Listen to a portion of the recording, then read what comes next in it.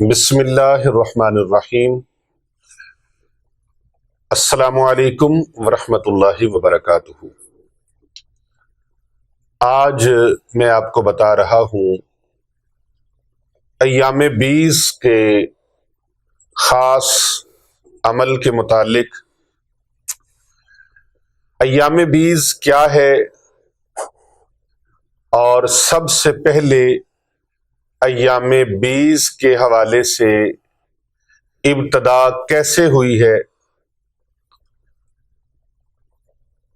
اس کا وہ خاص عمل کیا ہے جس کی برکت سے مقدر کا ستارہ چمکتا ہے، رزق اور دولت، عزت اور شہرت کا سلطان وظیفہ اسے کیوں کہا جاتا ہے؟ ایام 20 کسے کہتے ہیں اور ایام 20 کی ابتدا کیا ہے، کیوں ہے، اس کے متعلق پوری معلومات آپ کو اس مختصر سی ویڈیو میں آج انشاءاللہ پیش کریں گے، اور اس کے ساتھ ساتھ اس کا جو خاص الخاص عمل ہے، جس عمل کو کرنے کے لیے بڑے بڑے اہل علم، بڑے بڑے عامل اور بڑے بڑے درویش اور فقراء صلحاء انتظار کرتے ہیں کہ ایام 20 آئے اور ہم وہ عمل کریں۔ اور خاص الخاص ایام 20 جو رمضان المبارک کا ہے، اس کے جو ایام 20 کے یہ دن ہیں اور جو راتیں ہیں، یہ بہت زیادہ قیمتی ہیں اور بڑی نایاب ہیں، بڑی منفرد اور بہت ہی عظمت والی، برکت والی اس کی گھڑیاں ہیں۔ ان گھڑیوں کا انتظار کیوں لوگ کرتے ہیں، کس وجہ سے کرتے ہیں؟ اس لیے کہ یہ مقدر کا سلطان، قسمت کا سلطان، نصیبوں کا سلطان، رزق روزی کا، خوش بختی کا اور عزت و شہرت کا سلطان ہے۔ اس کا وظیفہ جو کر لیتا ہے، لو آج پھر انتظار کی گھڑیاں ختم ہوتی ہیں۔ 13، 14، 15 رمضان المبارک، ان 3 دنوں میں آپ نے وہ عمل کیسے کرنا ہے، کس طرح سے کرنا ہے، اور اس کے متعلق اس سے ریلیٹڈ ساری باتیں ہم آپ کے سامنے رکھیں گے۔ اللہ تعالی عمل کی توفیق عطا فرمائے۔ ناظرین کرام، ایام 20 جب اللہ تبارک و تعالی نے حضرت سیدنا آدم علیہ السلام کو زمین پر اتارا، تو اس وقت اللہ اکبر، سورج کی روشنائی سے آپ کا جو جسم مبارک تھا وہ سیاہ ہو گیا۔ ابو البشر حضرت سیدنا آدم صفی اللہ علیہ السلام کا، آپ کا جسم مبارک جو تھا وہ سیاہ ہو گیا جس وقت آپ زمین پر اترے۔ تو پھر ان کو ایام 20 یعنی ہر قمری مہینے کی 13، 14 اور 15 تاریخ کے روزے رکھنے کا حکم دیا گیا۔ حضرت سیدنا آدم علیہ السلام نے جب پہلا روزہ رکھا تو ان کے جسم مبارک کا ایک حصہ سفید ہو گیا۔ جب دوسرا روزہ رکھا تو دوسرا حصہ بھی سفید ہو گیا۔ اسی طرح جسم کے 2 حصے آپ کے سفید ہو گئے، کلر سفید ہو گیا۔ اور پھر جب تیسرا روزہ رکھا تو ان کا سارے کا سارا وجود مبارک جو تھا وہ اللہ تبارک و تعالی نے سفید کر دیا، روشن کر دیا۔ اسی طرح سفید اور روشن کو 20 کہتے ہیں، یعنی کہ چاند کی 13 تاریخ، 14 تاریخ، 15 تاریخ، اور اس کے بعد پھر چاند جو ہوتا ہے وہ زوال کی طرف چلا جاتا ہے، روشنی کم ہونا شروع ہو جاتی ہے۔ تو 13، 14 جوبن پہ ہوتا ہے چاند، اس لیے ان 3 ایام کو ایام 20 کہا جاتا ہے۔ محترم ناظرین کرام، ایام 20 کے روزے رکھنے کا اللہ تبارک و تعالیٰ نے حکم فرمایا، اور نبی مکرم نور مجسم شافع روزے جزا حضرت محمد مصطفیٰ صلی اللہ علیہ وآلہ وبارک وسلم نے اپنے پاک صحابہ کو بھی روزے رکھنے کا حکم فرمایا۔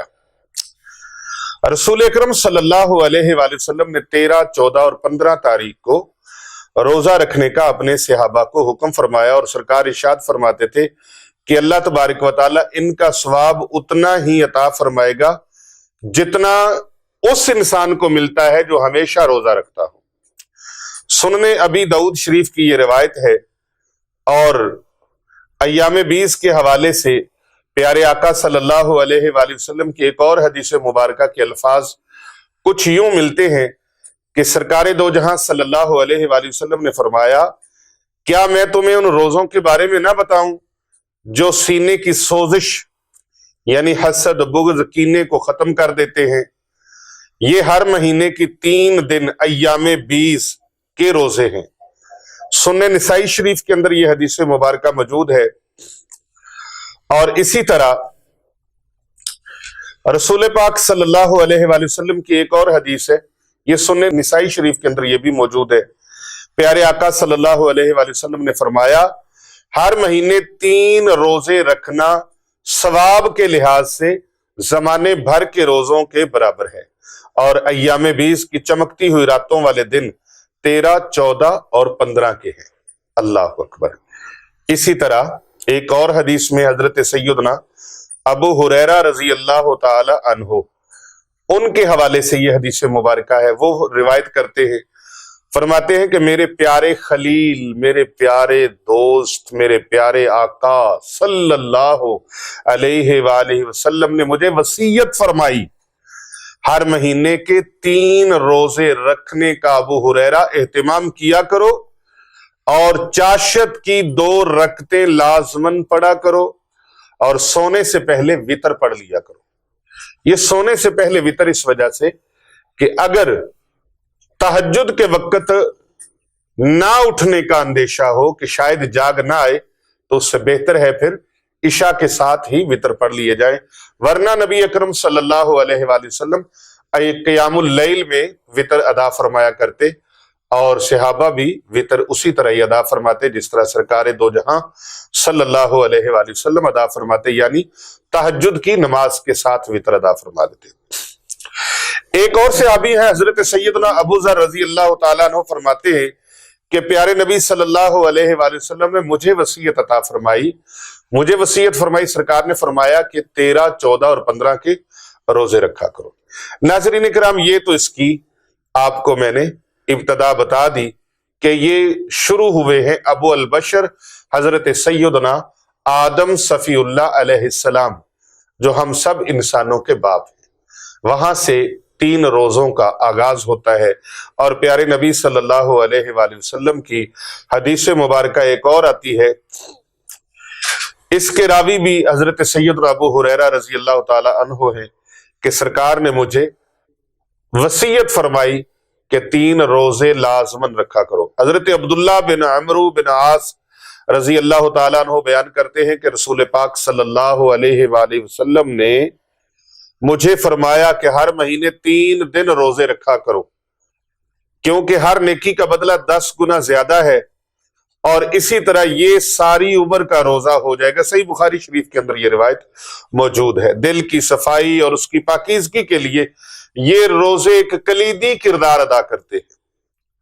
اللہ اکبر۔ چاند کی 13، 14 اور 15 ایام 20 سے مراد یہی ہے، روشن دن، چمکتا ہوا روشن دن۔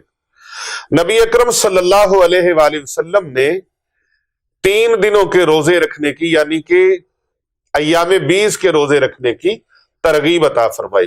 رسول پاک صلی اللہ علیہ وآلہ وسلم نے فرمایا، ایک رمضان سے دوسرے رمضان تک درمیانی عرصے میں 3 دن کے روزے رکھنا عمر بھر کے روزے رکھنے کا ثواب ہے۔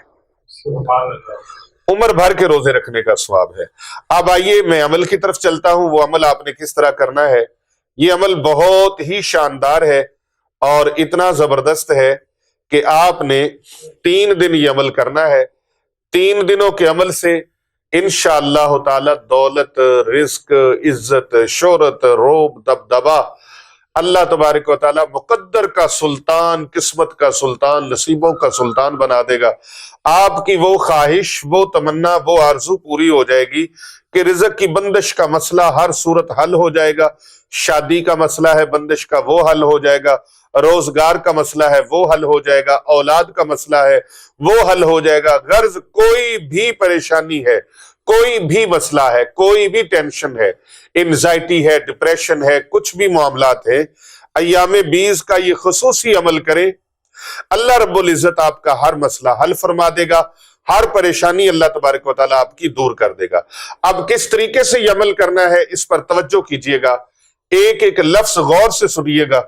آپ نے ہر چاند کی 13، 14 اور 15 کو روزہ تو رکھنا ہی ہے، کیونکہ آقا صلی اللہ علیہ وآلہ وسلم کا فرمان ہے ہر مہینے میں 3 دن کے روزے رکھا کرو، ہر نیکی کا اجر 10 گنا ہے، تو 3 روزے رکھنے کا ثواب پورے مہینے کے روزے رکھنے کا ہے، اور رمضان کریم میں ایک نیکی کا ثواب 700 کر دیا جاتا ہے۔ ایک روایت میں 70 ہے اور ایک روایت میں 700 مرتبہ ہے، تو اللہ تبارک و تعالیٰ آپ 700 سے ضرب دے لیں کہ کتنی نیکیاں آ جائیں گی، 703 دن کا روزہ رکھیں گے تو پھر وہی ہوگا کہ پورا سال روزے رکھنے کا ثواب اللہ پاک عطا فرما دے گا۔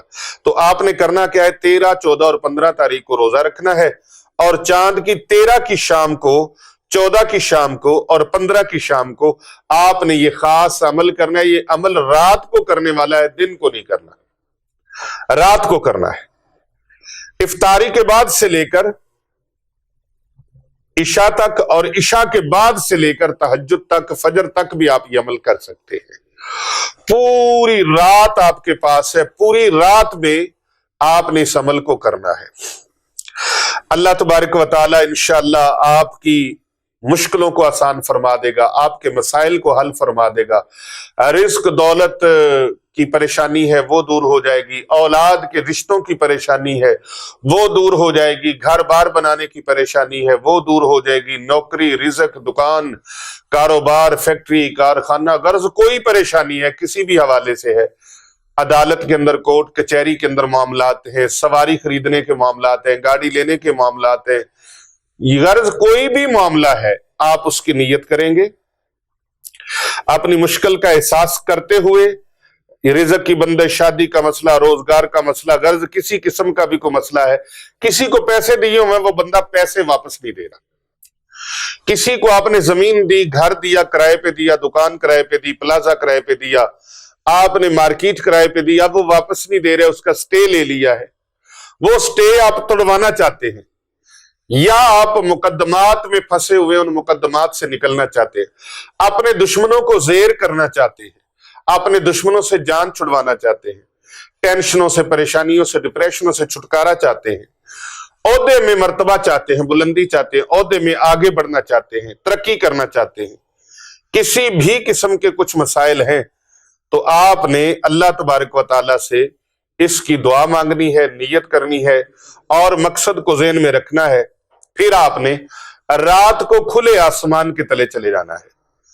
اگر آپ کے گھر کے اندر کوئی ایسی جگہ نہیں ہے کہ کھلا آسمان ہو، 2 مرلے جگہ ہے، ساری چھتی ہوئی ہے، بند ہے، آپ چھت پہ بھی نہیں جا سکتے، باہر بھی نہیں جا سکتے، تو پھر مجبوری کی حالت میں آپ اپنے کمرے میں عمل یہ کریں گے، لیکن کوئی وہاں آپ کو روک ٹوک کرنے والا نہ ہو، جگہ صاف ستھری ہو، پاکیزہ ہو، خوشبودار ہو، اور وہاں پر اگربتیاں جلائیں، بخور جلائیں، اور اس کے ساتھ ساتھ عطر کا استعمال زیادہ سے زیادہ کریں، عطر اور خوشبو کا استعمال زیادہ سے زیادہ کرنا، اپنے بدن کو بھی لگائیں، کپڑوں کو بھی لگائیں، اپنے سر کے اوپر بھی، شولڈرز کے اوپر بھی، بازوؤں کے اوپر بھی، اور اگر داڑھی مبارک رکھی ہے تو داڑھی کو بھی عطر لگا لیں، اور اپنے بدن کے اوپر، کپڑوں کے اوپر خوب عطر لگائیں، باوضو ہیں، باطہارت ہیں، اور اپنے جسم کو، لباس کو معطر کر لیا ہے۔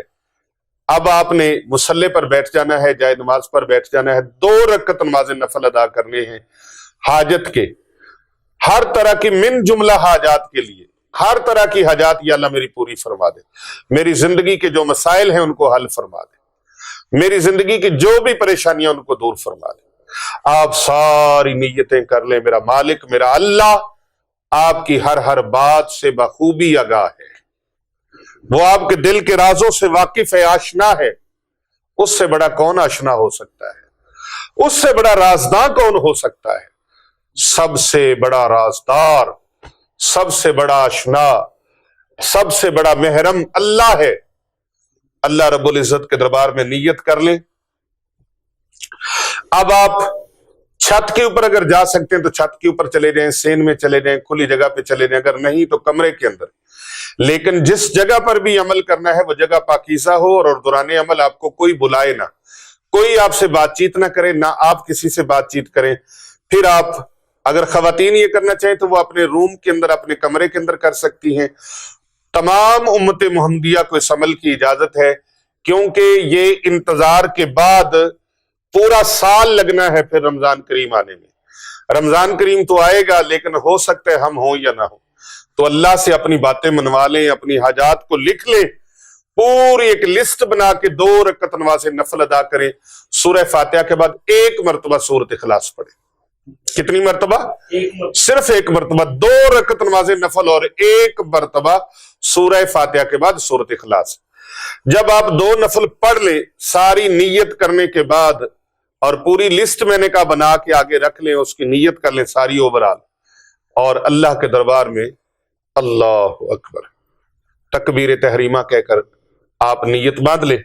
آپ نے 2 رکعت نماز نفل پڑھنے ہیں، اور پھر اس کے بعد آپ نے اللہ سبحانہ و تعالیٰ کے دربار میں بیٹھ کر اور یہ نیت کرنی ہے کہ آپ کا خیال ہونا چاہیے، یقین ہونا چاہیے کہ میرا اللہ مجھے دیکھ رہا ہے، میرا اللہ مجھے دیکھ رہا ہے۔ اور کوشش کریں کہ کمرے کے اندر کوئی آپ سے بات چیت نہ کرے۔ پھر آپ نے سورہ فاتحہ شریف، سورۃ الفاتحہ 700 مرتبہ پڑھنی ہے۔ یہ تسبیح ہے، اور یہ اس تسبیح کا شمارہ ہے۔ یہ تسبیح ہے، یہ دیکھ رہے ہیں آپ، اور یہ اس تسبیح کا شمارہ ہے۔ تو آپ نے 7 من کے یہاں سے پریس کر لینے ہیں، 2 اور یہ 4 اور یہ 2 6 اور یہ 7۔ تو 7 جو دانے ہیں، یعنی 700 مرتبہ آپ نے اس تسبیح کو پڑھنا ہے، اور ایک ایک من کا جو ہے ادھر سے پھینکتے جانا ہے۔ جب 100 ہو جائے تو ایک من کا ادھر سے پھینک لے، تاکہ آپ کو یاد رہے کہ میں نے ایک تسبیح پڑھ لی ہے، 2 پڑھ لی ہے، تیسری پڑھ لی، چوتھی، پنجویں، چھٹی اور 7ویں۔ اول آخر 7 مرتبہ درود ابراہیمی۔ صرف 700 مرتبہ آپ نے سورۃ الفاتحہ پڑھنی ہے۔ اپنے مقصد کو ذہن میں رکھنا ہے۔ اللہ غیب سے رزق روزی ایسے عطا فرمائے گا، روحانی جسمانی بیماریوں سے، مسائل سے اللہ نجات عطا فرمائے گا۔ اللہ پاک کی غیبی مدد آپ کے ساتھ ہوگی، اور جس مقصد کے لیے آپ یہ عمل کریں گے آپ کا مسئلہ حل ہو جائے گا۔ پہلی مرتبہ یہ عمل آپ کریں، انشاءاللہ تعالی اللہ رب العزت آپ کے عمل میں اتنی کامیابی فرمائے گا، جو آپ نے نیت کی ہوگی اس میں ملنا شروع ہو جائے گا۔ آپ دنیا اور آخرت میں کامیابی کی نیت ضرور کیجئے گا۔ اس کے اندر پہلی نیت یہ کیجئے گا، یا اللہ دنیا اور آخرت میں کامیابی عطا فرما۔ اور اگر اس دعائے مبارکہ کو رب کے دربار میں ایک بار پڑھ لے، ربنا آتنا فی الدنیا حسنۃ وفی الآخرۃ حسنۃ وقنا عذاب النار، یہ دعائے مبارکہ دنیا بھی اس کے اندر آ گئی، آخرت بھی آ گئی، من جملہ تمام حاجات جو ہیں وہ ساری کی ساری اس کے اندر آ گئی۔ اور پھر آپ جو مانگنا چاہتے ہیں تصور میں رکھیں، اور سورہ فاتحہ شریف کا ورد کرتے جائیں، سورۃ الفاتحہ پڑھتے جائیں، رب سے اپنی تمنائیں منواتے جائیں، اپنی دعائیں قبول کرواتے جائیں، رب تعالیٰ سے جو چاہتے ہیں پاتے جائیں۔ انشاءاللہ تعالیٰ 3 رات کا یہ عمل آپ کو زمین کی پستی سے اٹھا کر آسمان کی بلندیوں تک آپ کے نصیبوں کو پہنچا دے گا۔ آپ کے مقدر آسمان کو چھونے لگیں گے، آپ دنیا کے خوش نصیب لوگوں میں اپنے آپ کو شمار کریں گے۔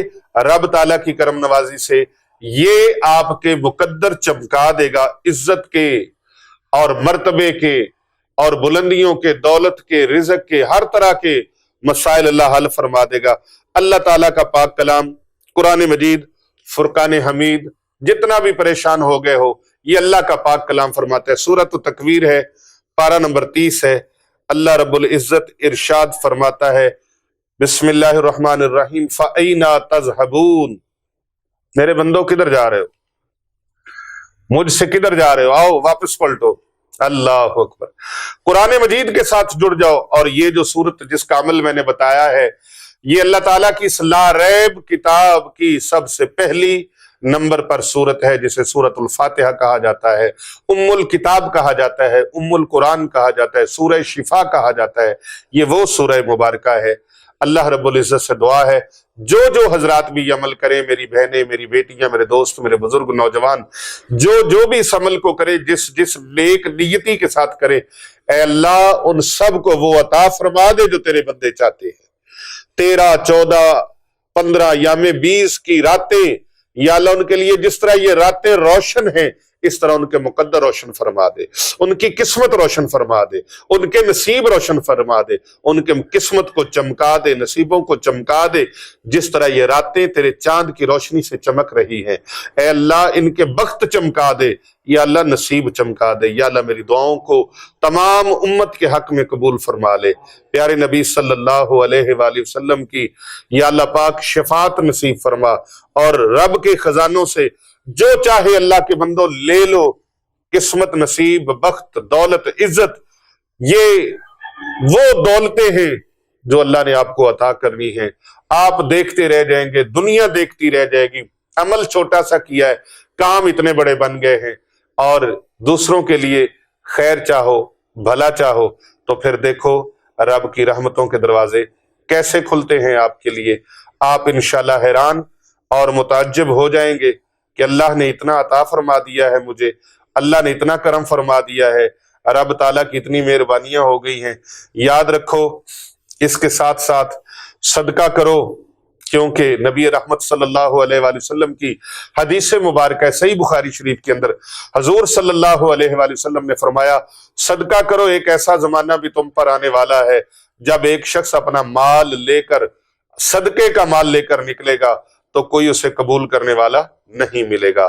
اللہ سے دعا ہے کہ اے میرے پروردگار، عیب گنہگاروں کو بخشنے والے اور عیبوں پر پردہ ڈالنے والے عظیم پروردگار، سب مسلمانوں پر اپنا رحم و کرم فرما، تنگ دستوں کے رزق میں وسعت عطا فرما، بیماروں کو شفا عطا فرما، ہمیشہ صبر اور شکر کرنے والا بنا، اور ہماری دنیا اور آخرت کو بہتر فرما دے۔ بے شک ربنا آتنا فی الدنیا حسنۃ وفی الآخرۃ حسنۃ وقنا عذاب۔